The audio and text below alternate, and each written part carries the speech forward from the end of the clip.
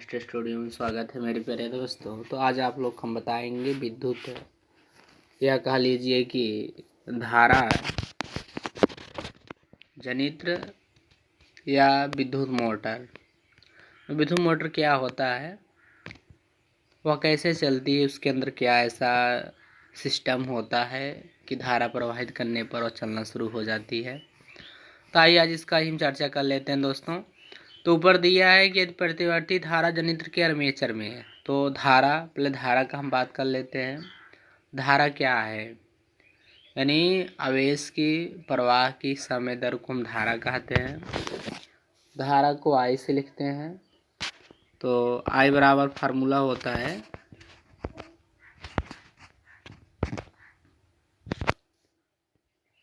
आई बराबर क्यू बटा टी होता है। ये फार्मूला होता है। आई धारा है, क्यू आवेश है, टी आपका समय होता है। और हमने आपको बताया कि धारा किसे कहते हैं, आवेश की प्रवाह की समय दर को धारा कहते हैं। धारा का मात्रक एम्पीयर होता है। और धारा दो प्रकार का होता है, प्रतिवर्ती धारा और दिष्ट धारा, जिसको हम इंग्लिश में कह सकते हैं एसी करंट और डीसी करंट। एसी करंट क्या होता है, एसी करंट जो धारा हमारे घरों में आती है 220 वोल्टेज होता है, वो आपका एसी करंट होता है। और डीसी करंट जो बैटरी उससे होता है वो डीसी करंट होता है। और जो आर्मेचर की बात आता है, यह तांबे का नरम लोहे का बना होता है। लेकिन इसका हम थोड़ा सा संरचना देख लेते हैं, इसकी संरचना क्या है। देखिए फिगर दिया हुआ है सामने,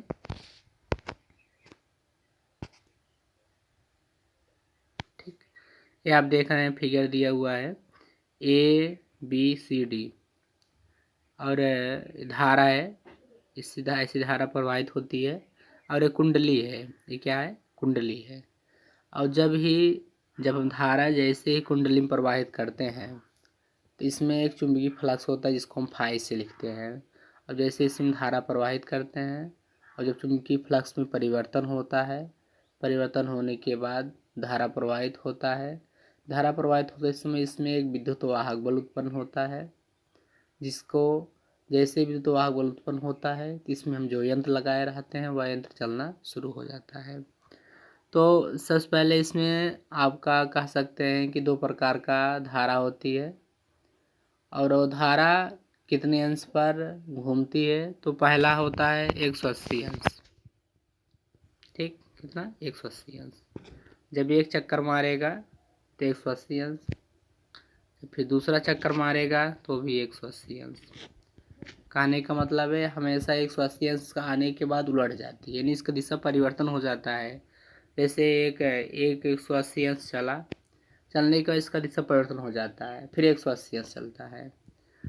तो आपका दोनों चक्कर मारता है, यानी आपका 360 अंश में पूरा कर लेता है। तो आपका कहने का मतलब इसमें यह है कि कितने अंश का या कितने अंश पर इसका धारा उलट जाती है, तो आप बताएंगे 180 अंश पर। 180 अंश का कोण मतलब होता है रिजुरेखी कोण, जिसको तो आप समझदार समय में जो रिजुरेखी कोण होता है उसका मान हमेशा 180 अंश होता है ना। रिजुरेखी कोण मतलब जो सीधा रेखा बनाता है, कोण बनाता है, वो आपका रिजुरेखी कोण होता है। तो इसमें आपके कुंडली दिया हुआ है ए बी सी डी, इसमें धारा हम प्रवाहित करते हैं तो विद्युत वाहक बल उत्पन्न होता है। और जब विद्युत वाहक बल उत्पन्न होता है तो जो भी हम यंत्र लगाए रहते हैं वो यंत्र चलना शुरू हो जाता है। तो बात आता है आर्मेचर का। तो आर्मेचर क्या होता है, तो आर्मेचर तांबे का बना हुआ एक आयताकार कुंडली होता है और यह नर्म लोहे का बना होता है। और जैसे भी इसमें हम धारा प्रवाहित करते हैं, धारा प्रवाहित करने पर इसमें एक परिवर्तन होता है। चुंबकीय फ्लक्स में परिवर्तन होने पर विद्युत वाहक बल उत्पन्न होता है, जिससे जो भी यंत्र लगाए रहते हैं यंत्र चलना शुरू हो जाता है। और यह हमेशा 180 अंश पर, यानी पहला चक्कर जो मारता है कुंडली वह 180 अंश होता है, और दूसरा चक्र होता है वो भी 180 होता है। यानी अर्ध चक्कर, जो अर्ध चक्र बनाता है वो 180 अंश होता है, जो पूरा चक्र बना लेगा 360 अंश हो जाएगा। और इसका हमेशा आधे चक्कर चलने पर इसकी दिशा उलट जाती है दोस्तों। और दूसरी बात है कि अब इतना तो आपको समझ में आ गया होगा, मैंने आपको धारा बताया, धारा का मात्रक बताया, धारा कितने प्रकार का होता है ये भी बताया, और आपको विद्युत मोटर मैंने बताया, विद्युत मोटर क्या होता है मैंने आपको सब कुछ बता दिया। अब बात आता है ट्रांसफार्मर का। तो ट्रांसफार्मर का हिंदी का नाम है, उसका हिंदी में या उसका हिंदी का नाम समझेंगे तो पेड्रामिटर है। क्या है? पेड्रामिटर है। यह नर्म लोहे का बना होता है। यह एसी को डीसी में यानी आपको यह परिवर्तन कर देता है, यानी एसी को डीसी में, डीसी को एसी में परिवर्तन करने का काम करता है। इसमें डायोड लगा होता है। डायोड मुख्य कार्य यही करता है कि वह हमेशा परिवर्तन करता है। एसी को डीसी बना देता है, डीसी को एसी बना देता है, हमेशा परिवर्तन करने का काम करता है दोस्तों। और दूसरी बात है कि और यदि आप हमारे चैनल पर नए हैं तो हमारे चैनल को जरूर सब्सक्राइब कीजिएगा, शेयर कीजिएगा, लाइक भी कर दीजिएगा दोस्तों, जिससे आपका दोस्त भी इस जानकारी को प्राप्त कर सके। हाँ, एक बात और, इसमें जो आप देख रहे हैं कुंडली, ये धारा समांतर बहेगी तो थीटा का मान कितना हो जाएगा? सूत्र होता है फाई बराबर बी ए काश थीटा। ठीक, फार्मूला होता है। बी क्या है? चुंबकीय क्षेत्र। ए क्या है? क्षेत्रफल। काश थीटा क्या है? कोण है। फाई क्या है? चुंबकीय फ्लक्स है।